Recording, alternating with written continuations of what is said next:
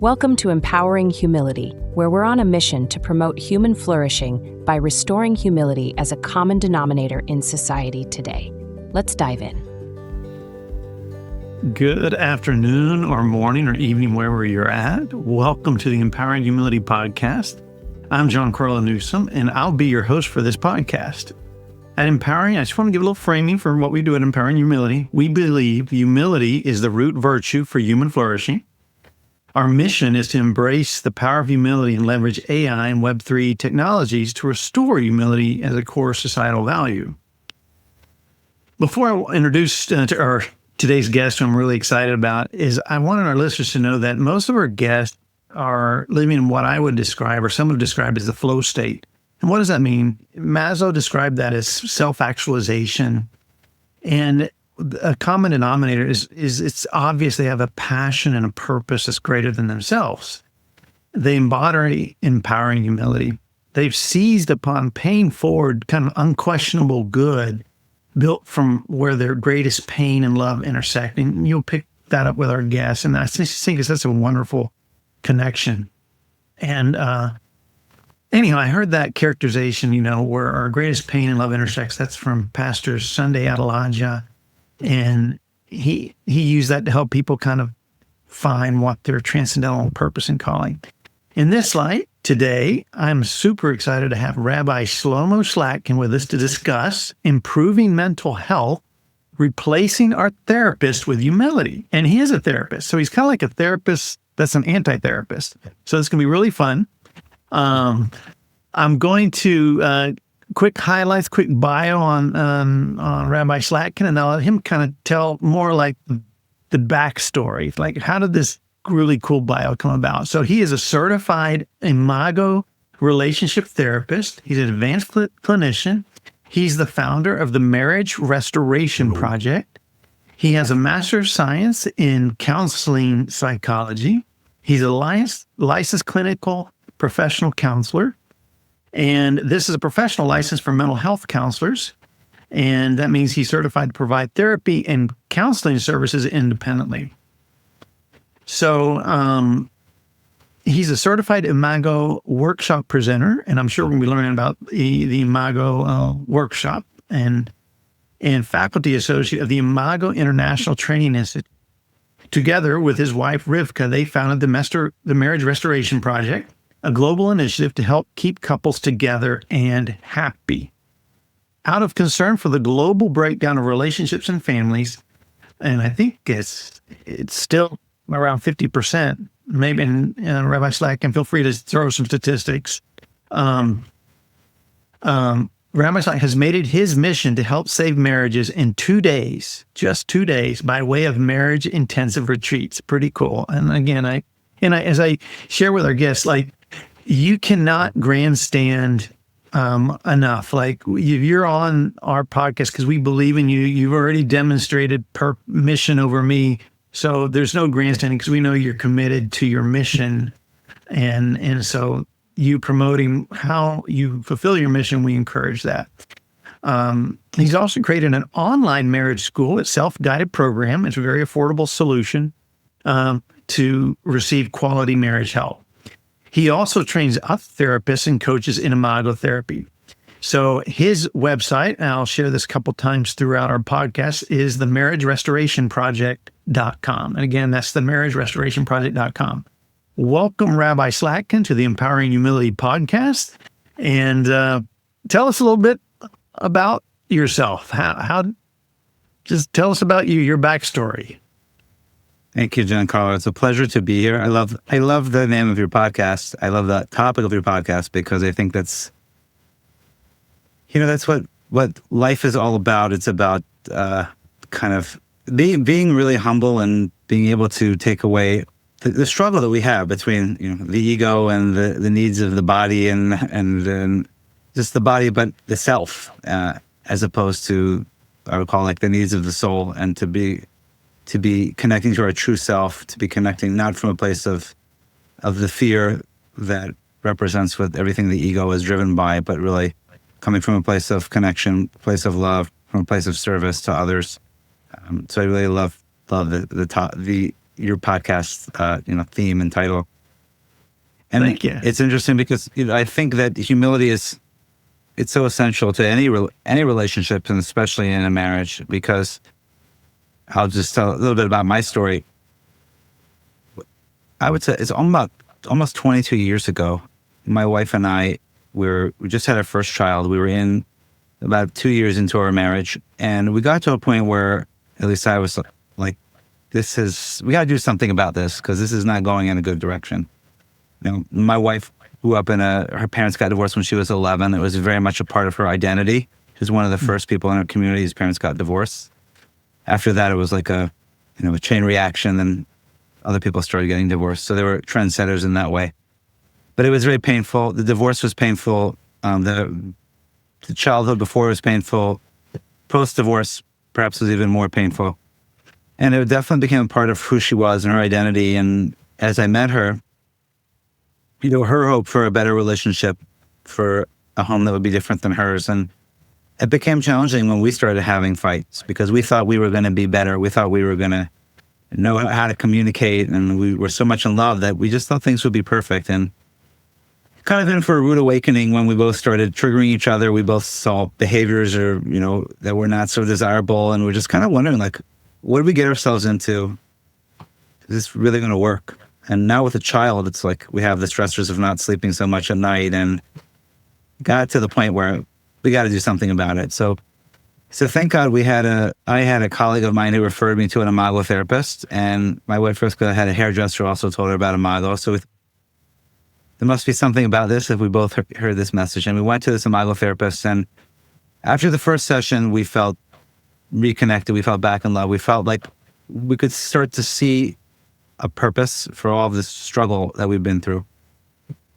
It took us more time than that. It wasn't like fixed in one session. We spent time working on it, and I was getting my degree in counseling psychology at the time. I wanted to be a pulpit rabbi, but I wanted to have thought I should get a counseling degree on the side. And the therapist recommended that I do this training to become an Imago therapist. So I actually pursued this training, and that became my profession, my life's work. And together with Rivka, we began to transform from that was our local counseling practice to what we call the Marriage Restoration Project.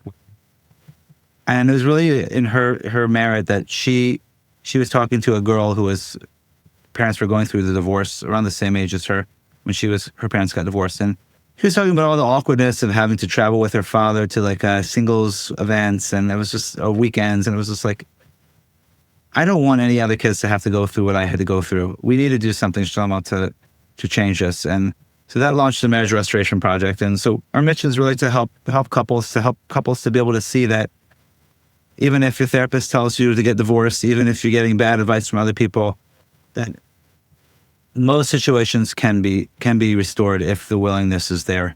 And unfortunately, there's a lot of perhaps well-meaning people giving advice that's not so helpful and not really empowering each other. And I can tell more about that because you did say that I'm anti-therapist, so I want to make sure that I don't get myself in trouble here. We'll share a little bit more about that. But one thing that I noticed in this work that I experienced personally was, we were talking about humility, is the process that we learned taught us how to become humble, because it taught us how to be able to put our egos aside, to cross the bridge into the world of the other, and really make space for someone other than ourselves. I think that relationships, they start off in that romantic stage, and it's about, it feels really good, but that romantic love is really, it's not so humble. Actually, it's more about myself and what I can get out of this. And, I love you because I like how I feel with you, not because I actually love you as a person per se. It's like, I feel really good around you. I love myself when I'm with you. And so it's like, I like French fries. And I don't like French fries. I love myself because I love the way that French fries feel. It doesn't mean I love French fries. So I love my partner, I love my spouse, but it's not really until you get to the challenges where you actually have to become humble and to be committed to a relationship and to have respect for an other, and to be able to know that the relationship is not about me feeling good all the time. It's about me being in a relationship with someone other than myself, someone that I can give to and I can show love for, not about what I'm feeling. And I think that's why we have so many challenges in our society, because people don't realize that. They think relationships are just supposed to feel good, and it's kind of about what can I get out of it. And the truth is, it's really about making space for somebody else and being devoted to somebody else. It doesn't mean you can't feel love and be happy. That's, of course, but it's more than just that. I'll pause there. I know there was a lot. No. It's awesome. I love it. I was going to pull some threads that, I heard this definition, pride, the opposite of humility, is the absence of relationship. And that definition kind of echoed where you were saying, where in humility, we make space for someone other than ourselves. And I totally was connecting, like when you meet, when you first start dating, this other person makes you feel just so wonderful. But then you realize that maybe that's not the whole story. And you think about what social media algorithms do, they feed that to another level, right? It's all about you. It's in that just self-love. And then we're consumed with that, but then miserable.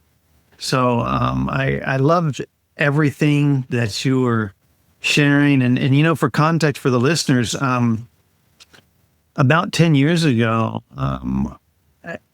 I honestly found Rabbi Slatkin too late. I had a very difficult family situation, and there was some significant trauma in that, but it was, and maybe we'll just go straight into this kind of our question of,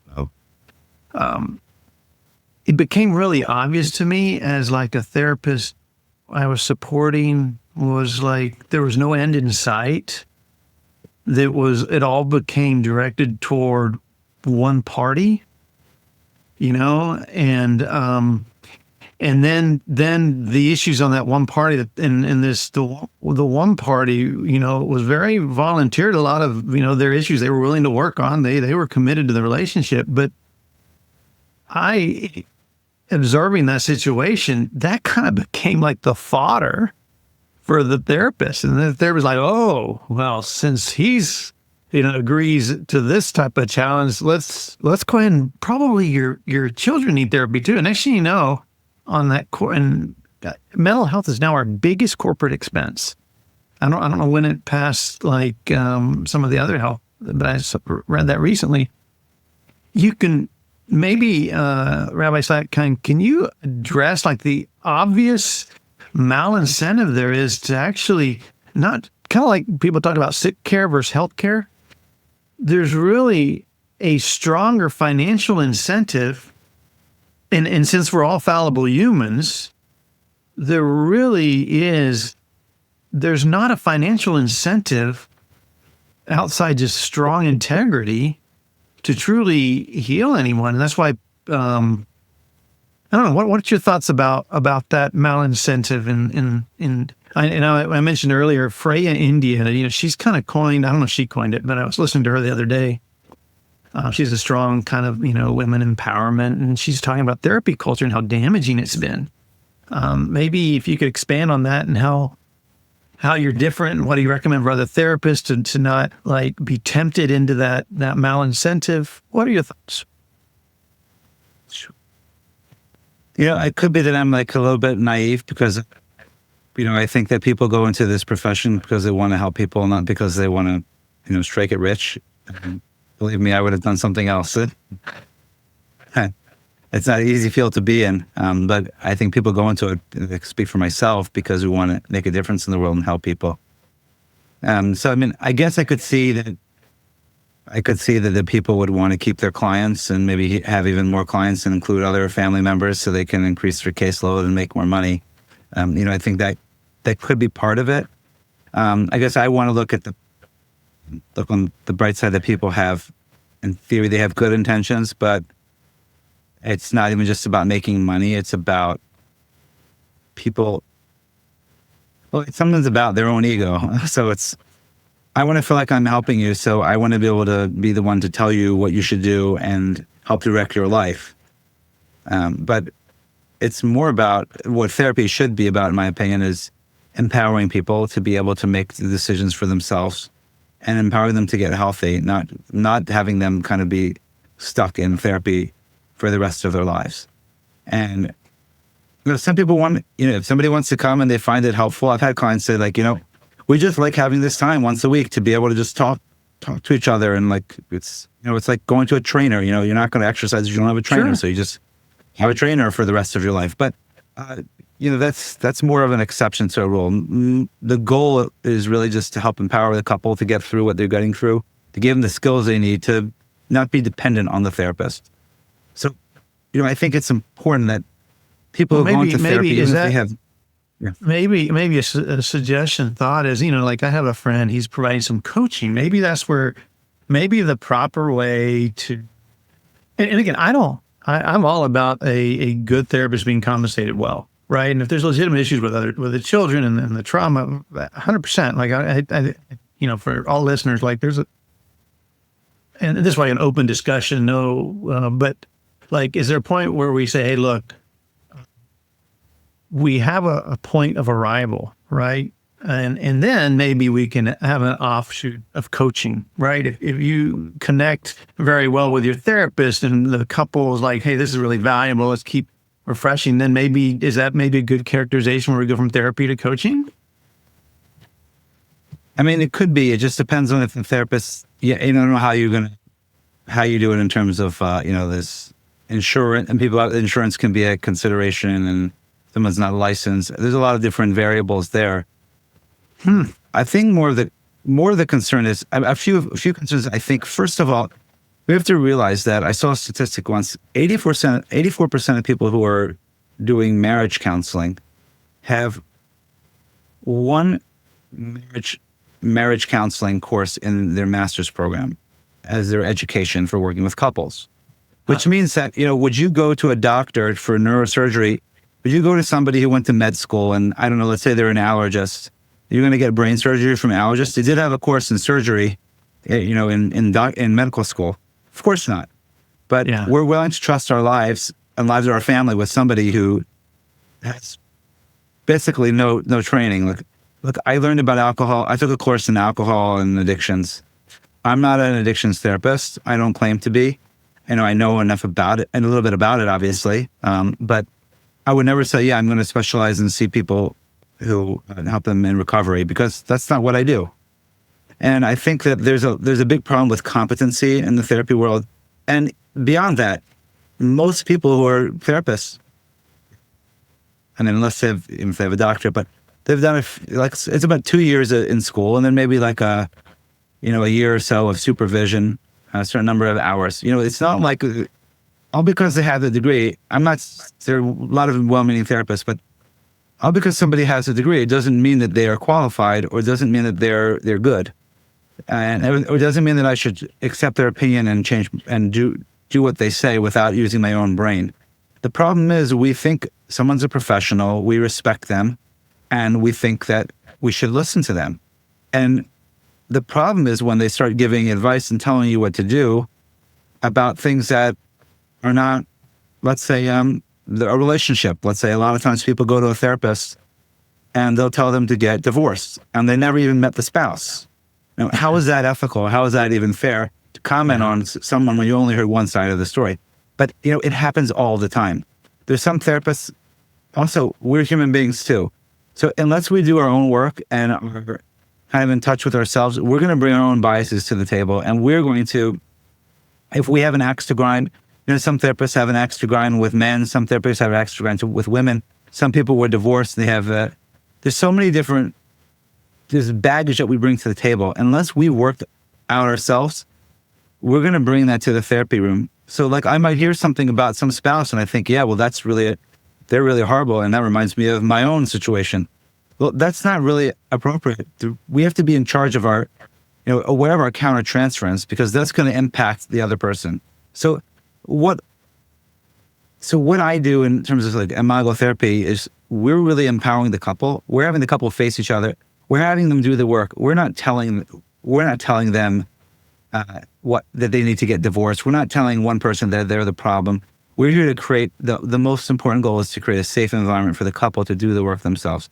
Because we have the assumption that if the couple chose each other, the couple is in the right relationship. And, unless someone's being severely abused and in danger, most situations, if both people are willing to work on it, can be healed if they're willing to do it. And we're here with that assumption that the relationship can work, and that if they're coming to us for help, we're here to help them stay together. Because the ramifications of divorce, beyond the impact it has on the couple, it has impact on the children. It has impact for generations. It's perpetuating. They're talking about feeding into this culture of mental health. It's perpetuating that. One other point I want to make that's important, and I think this goes along with what you were saying, Giancarlo, is that on the one hand, it's really great that people are willing to work on themselves, and be more self-aware and going to therapy. But it becomes a crutch, and it's the opposite of humility, in the sense that it's all about me. It's all about my therapist, and I have to ask my therapist first, and it's about my self-growth. I just don't think this relationship is good for me. And you know what? It's really great going on a week-long meditation retreat where you don't talk to anybody. That's fun because you don't have to deal with anyone. But being in or going to your weekly therapist, you have someone you can vent to, talk to, and it's all about you and your problems.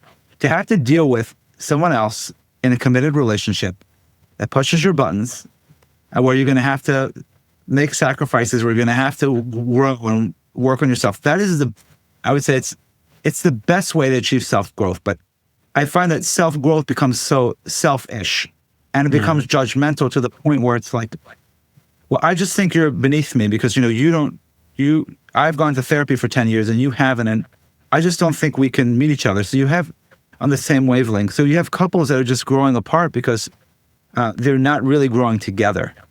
And again, like I mentioned, industry. Yeah, I mean, it's what were you going to say? I was going to say, and then, if we're on social media, which is monitoring for better, for worse, what our therapist has told us. And, so if we were spending time on something that triggers me and I'm, Amazon's listening, and like we're getting reinforced at a way that I think is not good. And I was also going to compliment something else you brought up, about the,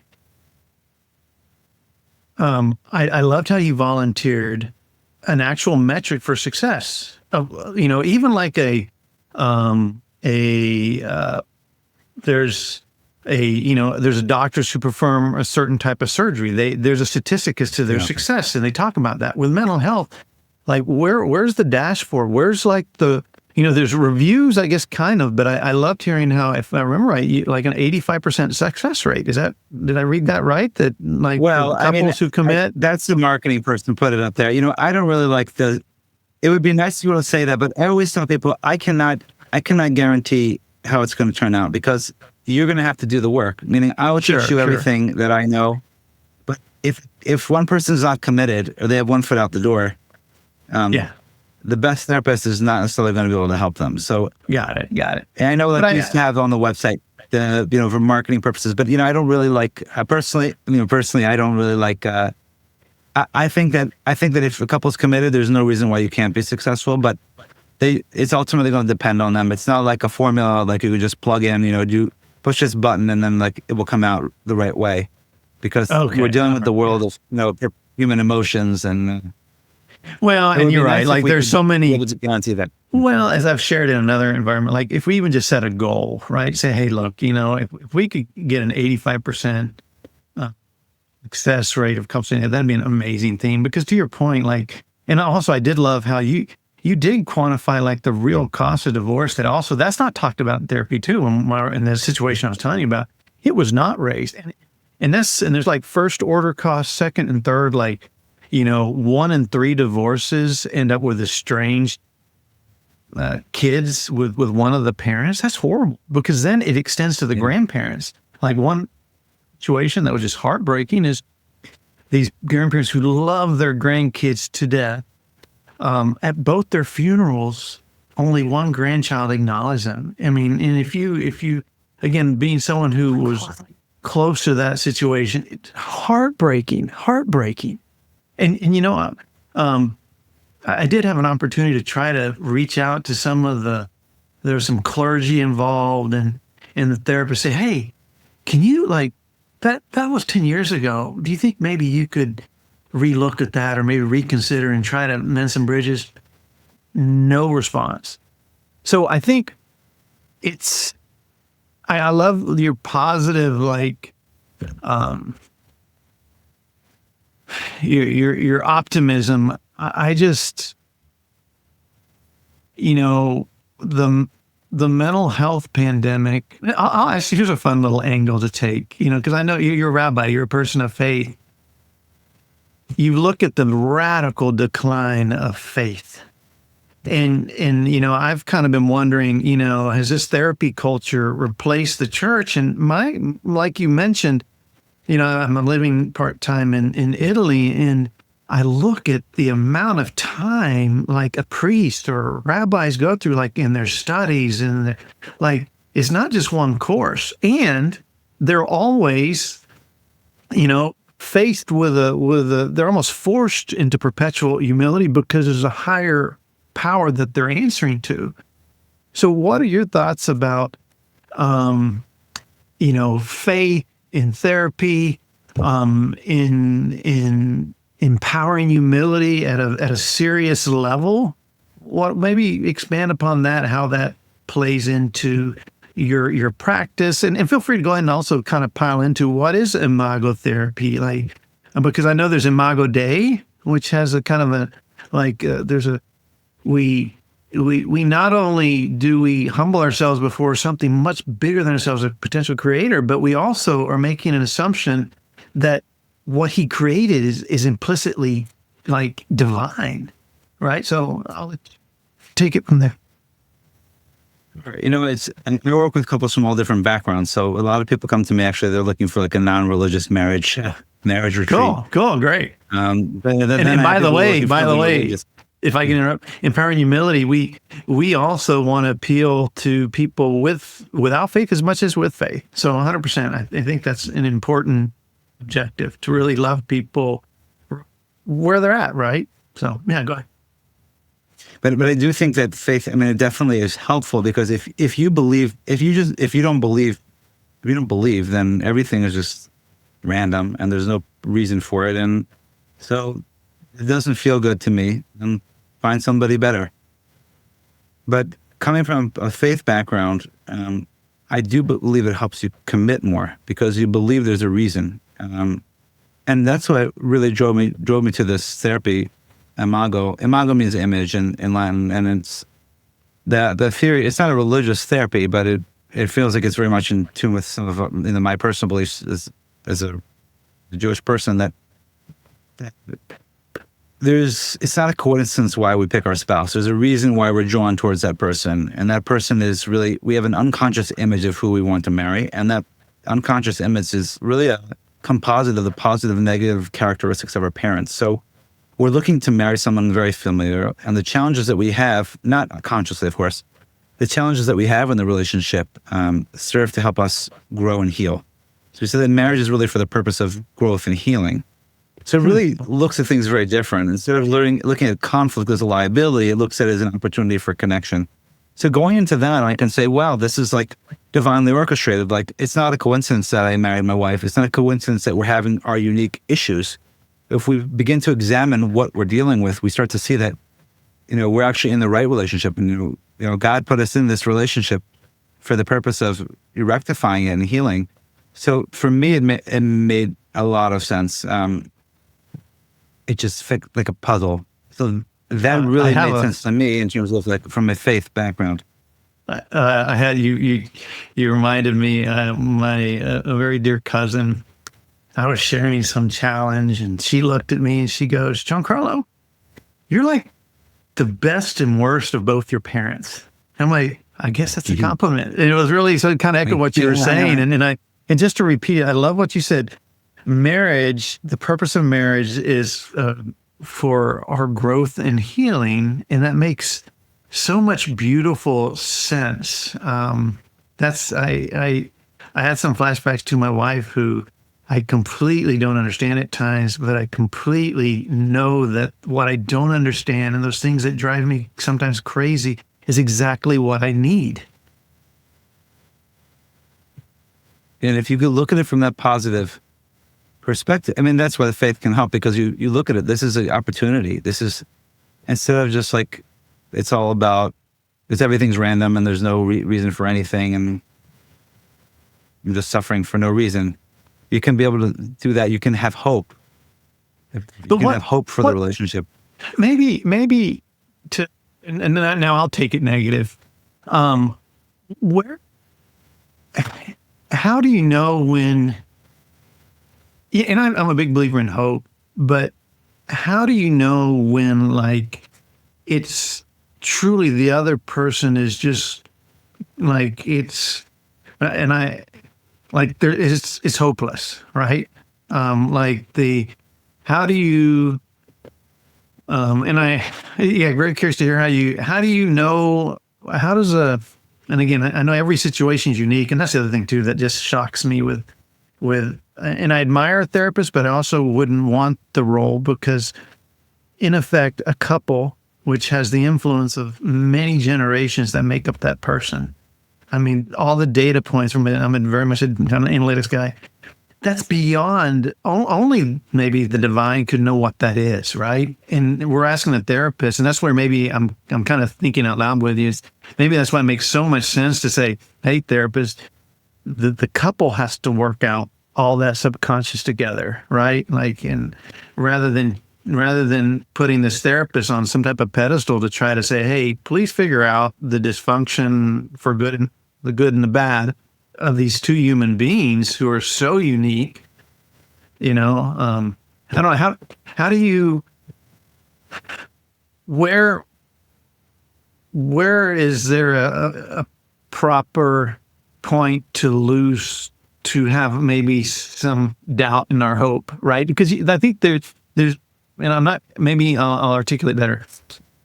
When does someone need to take action in what is truly abuse, right? I'm not saying to give up on anyone. I think hurt people, but there is a point in time. How would you guide people to say, look, you can work on your relationship, but this type of abuse is like advanced level. Like you need to create physical separation or other type of legal or other type of like separation, because it's your hope. Or your humility, actually. People, one of the challenges with humility, and you may challenge this rule, is I feel it's okay to be humble as long as the other person is equally humble. If you're humble with someone who's not willing to be equally humble, I would argue you're inviting yourself for abuse. What's your thoughts? Mm-hmm. I mean, that makes sense, because if you're humble, then you're able to tolerate more, and there's a fear that maybe you let the other person walk all over you because of your humility. I think that you don't have to be on the same level of humility as the other person. I don't know if it's hard to really expect the other person to be exactly on your own level. I think there's a question that's like, you can have humility, but you can also have boundaries, and there's certain boundaries that can't be crossed. So, like, obviously, if someone's in physical danger, that's not, the bedrock of any successful relationship is safety. Sure. It's emotional safety, physical safety, of course. If you do not feel safe around this person, if this person is physically, abusing you, sure, then you need to create some type of distance. Do you have to terminate the relationship? It depends on whether the person's able to get help and able to work on it. And there are different types of abuse. There's some abuse which is, so it's more like impulse control, and those things can often be worked on. There's some abuse which is much more severe and really is going to be, say, almost impossible to change. So it's going to depend on each situation. But of course, the first step needs to be, if someone's in physical danger, they need to, create some distance, get out of the house, and then from there, kind of reevaluate and get help and see. Verbal abuse and emotional and psychological abuse, it's also horrible and equally as damaging. The question is, though, if that's going to be if it's easier to fix or not. And if both people are willing to do the work and willing to take a look at, especially the person who's the, quote unquote, the abuser, I know, like, sometimes both people kind of provoke the situation, but one person winds up being the even though both people were being abusive. So there's a lot of different variables, and none of them are okay. Everyone needs to take ownership for how they treat the other person, how they can be safe. But in those situations, it's definitely harder. But I'd say in the more normal run of the mill situation where people just, they don't know how to communicate. Sometimes they're not nice to each other. They're feeling very frustrated in the relationship. I mean, these situations can be, I believe that there's always hope there if there's a willingness. And that's really what it comes down to. It comes down to commitment. Unless the person has a severe mental illness or like psychotic or the psychopath or something like that. Those are like the outliers here. But normal run of the mill people that are going to marriage counseling, I believe that most of the situations can be repaired if both people want to put in the work to repair it. Do you think, the physical, sexual, or tangible, clear boundaries, right, that are well defined, the emotional abuse, how maybe for our listeners, do you have any just high level kind of rules of thumb to say, hey, look, one of the things I learned in some therapy, and I'm very grateful for it, is that, I was raised in an Italian family where a lot of raising of the voices. In that environment, it was never personal, but with my spouse, who was raised in a very introverted environment, a lot of things were hidden and not talked about. Then I could see how in that couple, that could be feel abusive, right? That type of tone, that type of language. So, I think, my pay forward is, if you have to raise your voice to win an argument, then you've already lost the argument, in my point. So that's something I know I learned through that process, and that was a constructive part. But at the same time, on the flip side of that, it also makes it really easy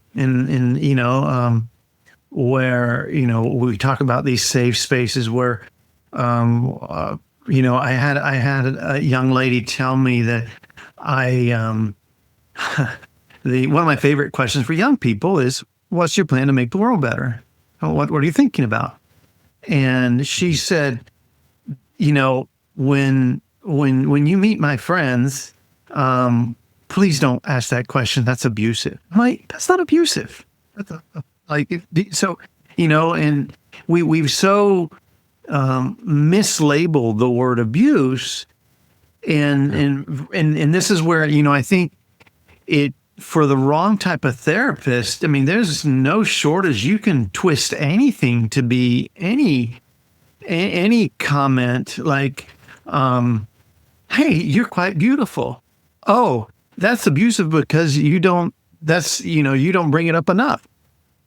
I mean, I've seen some of these situations where it's just a no-win, where the accuser applies that emotional abuse label and it's a free-for-all. Yeah, I don't think we're very careful about our words. And, I'm not really big on pathologizing and labeling people, because I think that's very dangerous. Because, as you said, you could label anything abuse. So I think that we cheapen what people who have actually experienced abuse by throwing that word out so nonchalantly.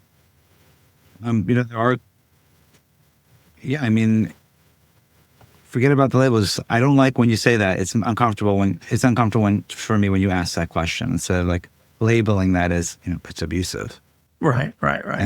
And because once you say someone's abusive, then it's like, oh, well, you have to get divorced because you can't be married to someone who's abusive. Yeah. There are plenty of people that like yell and scream at people, call each other names. Now, are they an abuser? Yeah. Where do you draw the line? I mean, I'm not making light of it. It's not okay to yell at people. It's not okay to call people names. But as you said, like certain cultures, they raise their voice. It's a normal thing. It's not taken personally. And, in another culture, that might be a horrifying thing. But in one culture, it's completely normal. So, we have to be aware of that. And instead of focusing on labeling it or pathologizing it, talking about what it feels like for you. Yeah. I'm not really comfortable when you are really loud and animated. It just makes me scared. It makes me feel like you're angry with me, as opposed to like I feel like you're abusing me, or it's like you can say that you can address the issue. I'm not saying not to address it. You can address the issue and express your upset and discomfort without making it an issue, a big deal. And if you understand that, then I can appreciate that from where you're coming from, this doesn't feel good, and I'm going to be more sensitive to that, as opposed to if you're being called an abuser because you like to talk loud, then you'll get defensive, and then maybe you'll get louder. Yeah. I really love those. Again, I'm enjoying kind of. I think we're all listeners getting a little bit of free therapy here. Thank you so much. The quick question to kind of bring us home, and then what's your thoughts about technology and mental health and how it can help or hurt? What do you have like any top of mind suggestions to couples? Does technology ever, and kind of like we mentioned earlier, the digital barrage we live in, any thoughts there?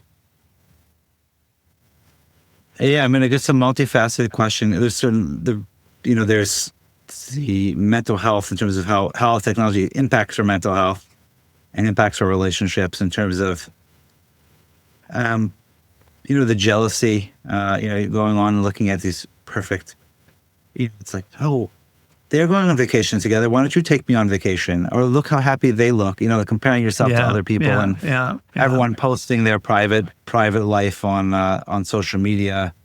And you don't really know what's going on behind closed doors. We one time had a photo shoot we were doing. We had our little kids with us, and we did a blog post about this.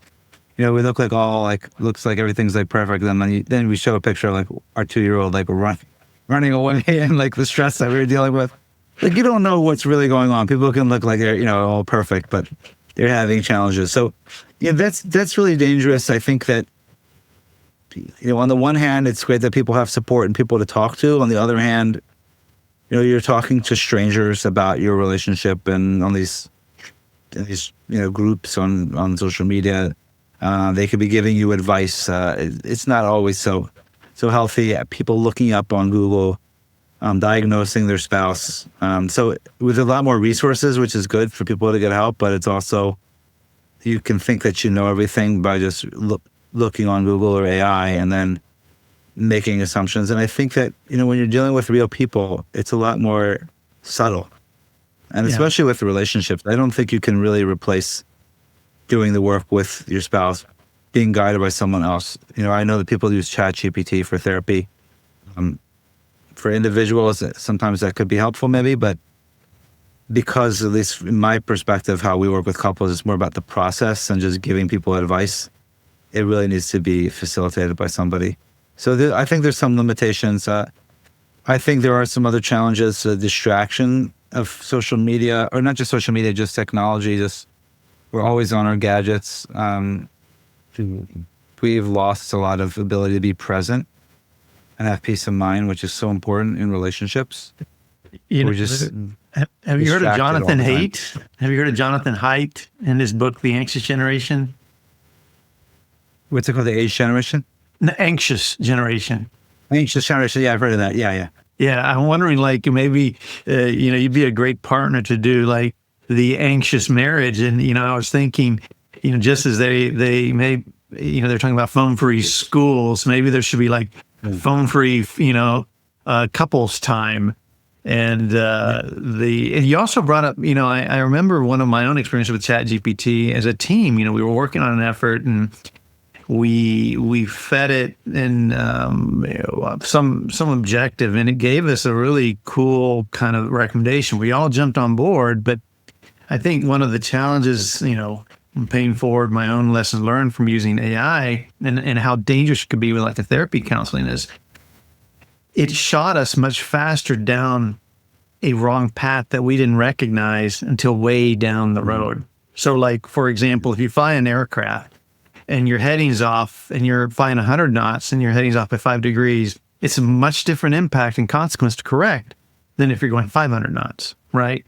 So I think to reinforce your point, then I think for any of us who've used, some of the AI tools, is we all recognize it's even the best inputted prompt has gaps. And then I think all the nuances of humanity and like a therapist and all those experiences, I'm kind of with you that I think it's a pretty dangerous space, not used carefully, but you have to use your brain. You have to use your brain. It's like, you can get this information. What if I ask AI, here's my situation. Should I get divorced? Yeah, I think you should. I don't know what it would answer, but you can take the information and sometimes take it with a grain of salt, take what's helpful and not, but you need to be discerning. And I think that's the problem with AI. It's the problem with even therapy. You need to be discerning.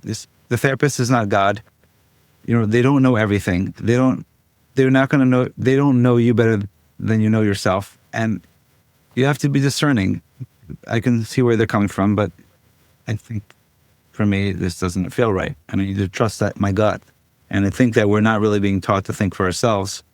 It's a lot easier just to rely on some artificial intelligence or some other person. But isn't that implicitly an act of empowering humility? Like when you're brave enough, the courage enough to think, the courage enough to say, hey, what am I going to this therapist because I've already made my decision, right? Like that type of humility to at least embrace it, right? Let's say at least be honest with, and I mean, that's probably good for the patient and the therapist, right? If the patients are more humble or prepared to be humble in the process, right? Yeah, no, for sure. Yeah. Well, are there any, do you have a favorite daily habit of humility that you practice or aspire to that you would recommend to our listeners? I've never been asked that question.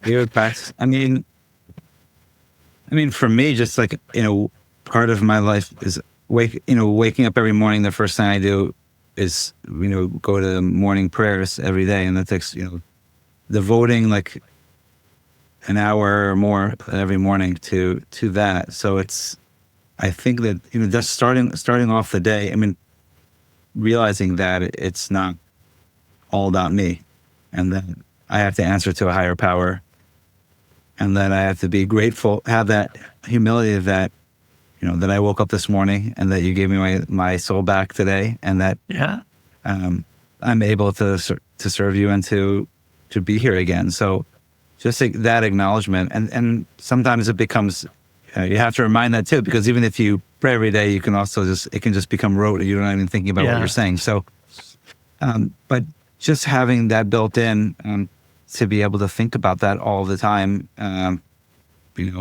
listen, in the Jewish religion, like before we eat a food, we make a blessing. Like every moment of the day, if we're really conscious and intentional, there's really another opportunity to be humble, to realize, to be thankful, to be grateful. And I think that's, something I wish I would do more of it in all of my relationships, to really be thinking more about the good and feeling grateful for that, because I think that is really that's taking away that ego. It's really acknowledging someone else, acknowledging a higher power. Just not about like, I'm just this independent being that functions on my own and don't need anything else, but really to be grateful for all of the blessings in our lives. I think that's a great way to be humble. One of the words in Hebrew for humility also is the same root word as to be grateful, to thank. So when we're appreciative, when we're grateful, when we have gratitude, that is a form of humility, because we're kind of we're admitting and submitting to something greater than ourselves. Oh, I love it. And now I'm going to grandstand just a little bit, but like the first core component of our app, the humility app, is to facilitate journaling and prayer. And we, even Robert F. Kennedy Jr., I love, like, the Jewish faith is encouraging this to open the morning. My own greatest traumatic moment, the most valuable piece of advice I received from my pastor at the time was just wake up in the morning and say, Lord, Lord, Lord. Like, just kind of set that higher standard. Even RFK Jr., he mentioned that's his daily habit. Someone asked him, what's your most important recommendation of faith? And he says, I try to pray without ceasing, like constantly having this. And I love kind of how you sharing that the root, you said the root, one of the root words behind humility is gratitude. And that kind of discipline to see that how much, it's really pretty overwhelming if we just chill a little bit. Like, we had nothing to do getting here. We had nothing to do with the air we breathe. We have nothing to do with the food we eat. Like, there is reason for gratitude everywhere we look if we can just chill a little. And even every human being around us too, if we can enjoy like that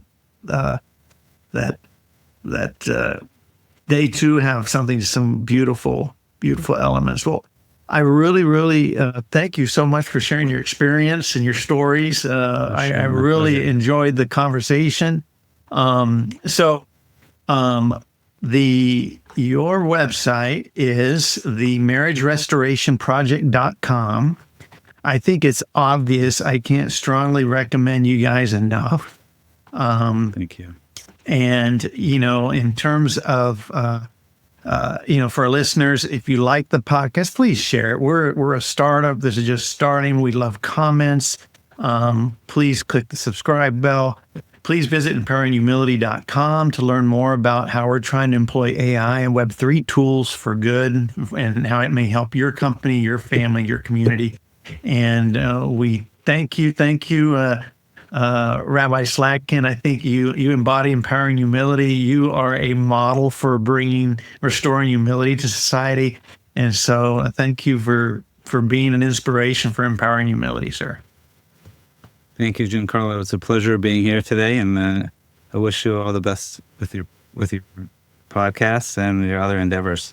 Thank you, sir. Have a good evening, and hello to your wife. And we didn't talk about your kids, but you got a great family and kids. How long have you been married, real quick? It's going to be 24 years, God willing, this summer. Congratulations. That's amazing. Well, but there's hope for even those who get remarried, and there's hope, I think, right, for folks who are not able to save the first marriage. There's hope to have a wonderful second marriage, or maybe in some cases, right, or beyond. And sometimes people are, when they've had a hard time the first time, they're more committed the second time to get it right. Awesome. And very it cool. can be even more successful. Thanks for the encouragement. God bless you. Take care.